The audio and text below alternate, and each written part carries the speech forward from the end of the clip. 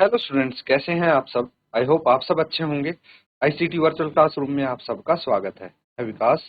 बच्चों, class 11th का maths हम कर रहे हैं। चैप्टर है आपका स्ट्रेट लाइन चैप्टर देख। चलिए कुछ क्वेश्चंस यहाँ पे आज हम करते हैं। ये क्वेश्चन देखेंगे। Find the coordinates of the foot of perpendicular from the point -1 3 to the line 3x - 4y is equal to 0। तो यहाँ पे क्या बोला गया है, आपको कोऑर्डिनेट्स बताने हैं। कोऑर्डिनेट्स बताने हैं किसके? Foot of perpendicular. ठीक है, फ्रॉम द पॉइंट, एक पॉइंट है -1 3, इससे लाइन की इक्वेशन ये है, लाइन पे परपेंडिकुलर डाला गया। ऐसा कुछ यहाँ पे आप बोल सकते हैं। मान लीजिए एक लाइन है 3x - 4y - 16 is equal to 0। इस लाइन पे है ना, लाइन है, इसकी सिर्फ इक्वेशन दी है, इतनी ही इंफॉर्मेशन है। तो इस पे एक परपेंडिकुलर डाला गया है, कौन से पॉइंट से? -1 3 से। ठीक है, तो मान लीजिए इसके अगर कोऑर्डिनेट्स ये हैं ए बी, फुट के है ना, जो परपेंडिकुलर फुट है, इसके अगर ये कोऑर्डिनेट्स हैं तो ये कोऑर्डिनेट्स आपको समझ के नोट करेंगे और सॉल्व करेंगे।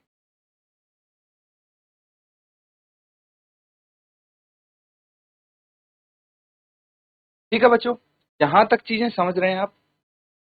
अगर कुछ डाउट अगर आपको लगता है तो पूछ सकते हैं। इसको हम ए और इसको पॉइंट बी मान लेते हैं। ठीक है, अब हमें इस ए और बी की वैल्यूज निकाल, तो सारी चीजें पहले हम मान लेते हैं। जैसे मान लीजिए इसको लाइन 1 मान लेते हैं, स्लोप m1 मान लेते हैं, ये लाइन L2 हो गई तो इसका स्लोप m2 हो गया, कोई दिक्कत। तो फॉर्मेलिटी के लिए हमें सारी चीजें लिखनी पड़ेंगी कि लाइन L1 कौन सी है, L2 कौन सी है, स्लोप m1 m2 कितना है ना, ये चीज लिख लेते हैं। तो let line L1 with slope m1 have equation कौन सी इक्वेशन है ये? 3x - 4y - 16 is equal to 0। ठीक है, and line L2 with slope m2। ठीक है, तो लाइन L2 है, उसका स्लोप m2 है, पासेस थ्रू पॉइंट ए जो कि है -1 3 and is perpendicular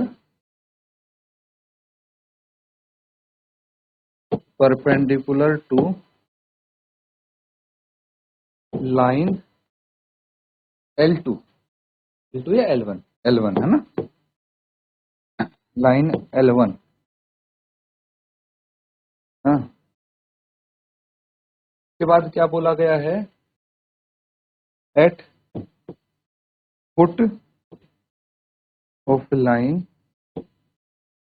L2 as B के कोऑर्डिनेट ए बी हो। ठीक है, तो यहाँ पे ये बोल दिया मैंने भाई ये लाइन L2 है जिसका स्लोप m2 है, ये परपेंडिकुलर है L1 पे, जिसका जो फुट पे, ठीक है फुट पे पॉइंट बना रही है ए बी।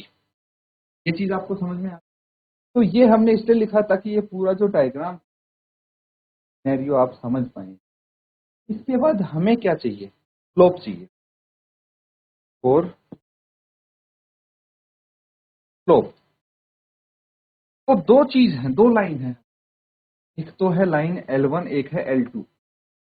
एक बार हम m1 का स्लोप निकालेंगे, एक बार m2 का स्लोप निकालेंगे। तो फॉर स्लोप m2, अगर पहले हम m2 का स्लोप निकालेंगे तो y2 - y1 upon x2 minus x1।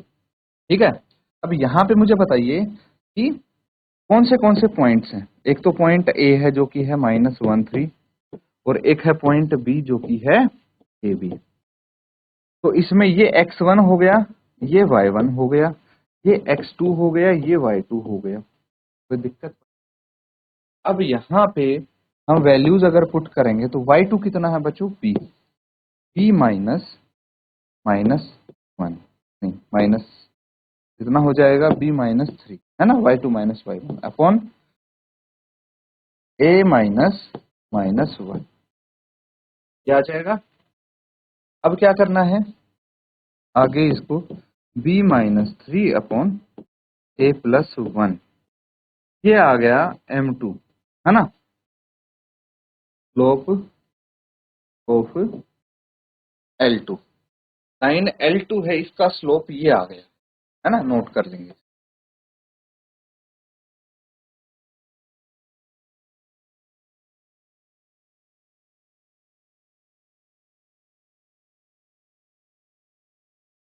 ठीक है बच्चों, यहाँ तक कोई दिक्कत परेशानी तो नहीं है? देखिए हमने स्लोप निकाल लिया एक लाइन L2 का, L1 का भी स्लोप आप निकाल सकते हैं इजी, है ना।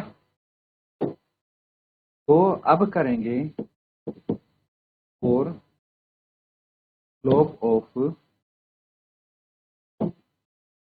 Slope M1 of line L1, है ना। लाइन L1 का स्लोप कैसे निकालेंगे? देखिए ये L1 होगी 3x minus 4y minus 16 is equal to 3x minus 4y minus 16 is, यही है इक्वेशन। तो हम y is equal to m x plus c की मदद से इसका स्लोप निकालेंगे। -4y 3x minus 4 is equal to 16, -4y is equal to -3x plus 16। कोई दिक्कत तो नहीं है यहाँ तक? तो y is equal to -3x by -4 plus 16y -4। ठीक है, यहाँ पे ये माइनस से माइनस कट गया, 3/4x बच गया, और ये -16/4 है। 4 से इसको कैंसिल आउट करेंगे तो 4 आ जाएगा। y is equal to 3x/4 x minus 4। ठीक है, तो अब आप कंपेयर करेंगे इसको, compare with y is equal to mx plus c, compare करेंगे mx प्लस। अब क्या करना है बच्चों, y is equal to mx plus c से अगर इसको कंपेयर कर लेंगे तो हमारे पास क्या आ जाएगा? m1 आ जाएगा, कितना है? 3/4, जो कि लाइन L1। तो m1 m2 आ गया। अब मुझे बताइए since line L1 is perpendicular to L2, therefore हम ये बोल सकते हैं m1 into m2 is equal to -1 होगा। तो m1 कितना है? 3/4 इंटू m2 अभी निकाला था हमने, m2 की वैल्यू देख लीजिए, b-3 upon a+1, b-3 upon a+1 is equal to -1 आएगा। 3b-3 upon 4a+1 is equal to -1, है ना। सर क्रॉस मल्टीप्लाई कर लीजिए और फिर एक इक्वेशन बन जाएगी, इसी टर्म को लिखेंगे, है ना। इसको इक्वेशन 1 नाम देते हैं। यहाँ तक आप करेंगे।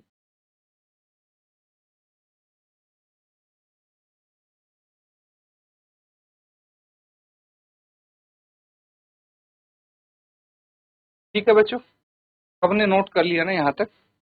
चलिए और करते हैं।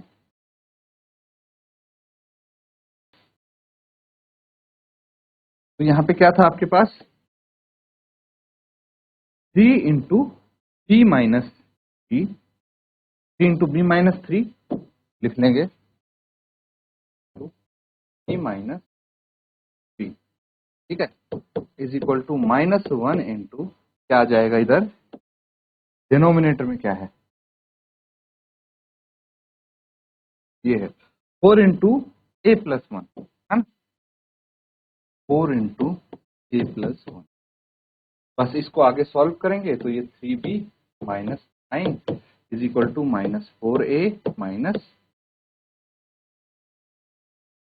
ठीक है। चलिए अब इस इक्वेशन को लिख लेंगे, 4a को लेफ्ट साइड लेके आइए, -4a को तो ये 4a हो गया प्लस 3b, ये हो जाएगा 9 -9 को राइट साइड लेके जाइए, 9 माइनस 4 आ जाएगा, तो 4a plus 3b is equal to 5। ये इक्वेशन 1, ठीक है। अब दूसरी इक्वेशन कैसे यहां से फाइंड आउट करें,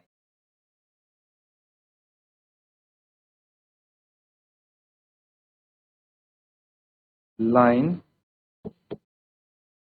L1 है या L2 है, कौन सी लाइन है ये, लाइन L1 है ना। Line L1 with this equation passes through point B, है कि नहीं। लाइन L1 विद इक्वेशन क्या थी बच्चों आपके पास, इक्वेशन यहाँ पे देखिए फिर से, 3x minus 4y minus 16 is equal to 0, 3x minus 4y minus 16 is equal to 0 passes through point B जिसके कोऑर्डिनेट C। क्या हम इसको ऐसे लिख सकते हैं, therefore 3a minus 4b minus 16 is equal to 0। क्यों, क्योंकि a क्या है x कोऑर्डिनेट और y कोऑर्डिनेट, तो इक्वेशन को तो सेटिस्फाई करेगी, ये ऑब्वियस सी बात है। तो अब यहां से एक इक्वेशन हमारे पास आ गई है इज इक्वल टू 16, जिसको हम इक्वेशन, ये इक्वेशन 1 हो गई, ये इक्वेशन। अब एक काम करते हैं, इक्वेशन 1 और 2 को सॉल्व करके हम a और b की वैल्यू निकाल, है ना, यूजिंग एलिमिनेशन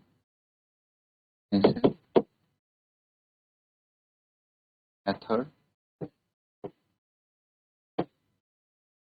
इक्वेशन 1 एंड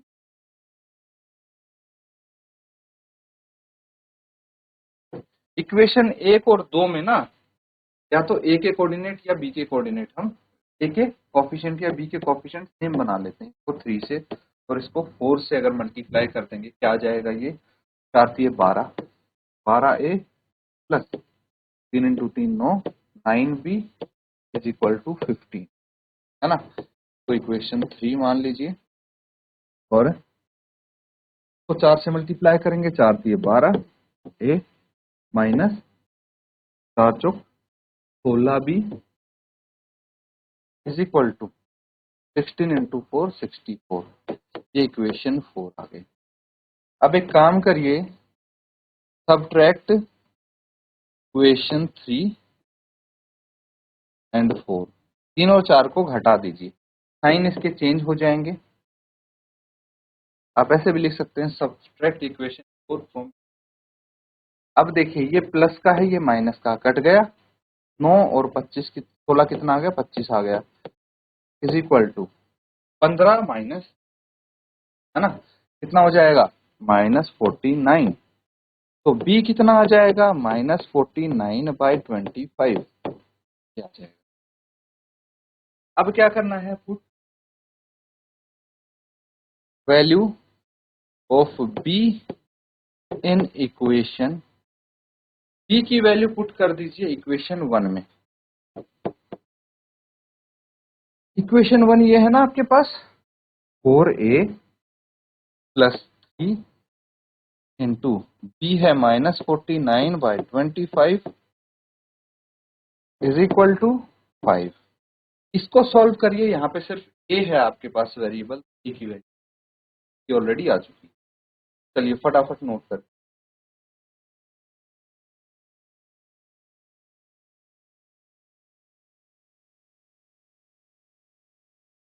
ठीक है बच्चों, यहां तक आप समझ गए ना। चलिए आगे अब कर लेते हैं इसको।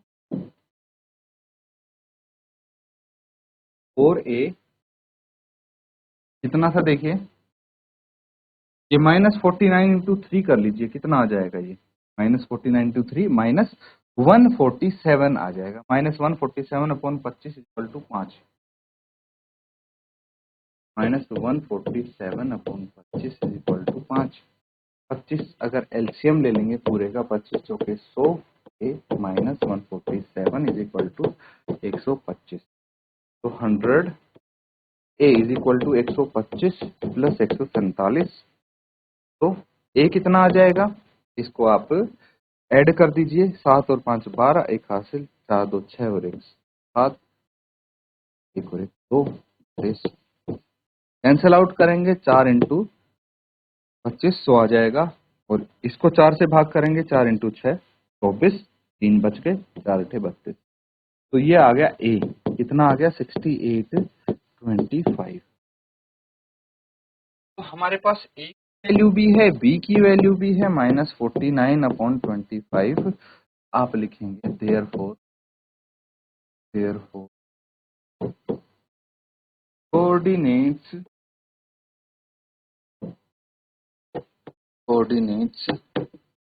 Of the foot of a line from point -13 are 68/25 -49। ये कोऑर्डिनेट नोट कर।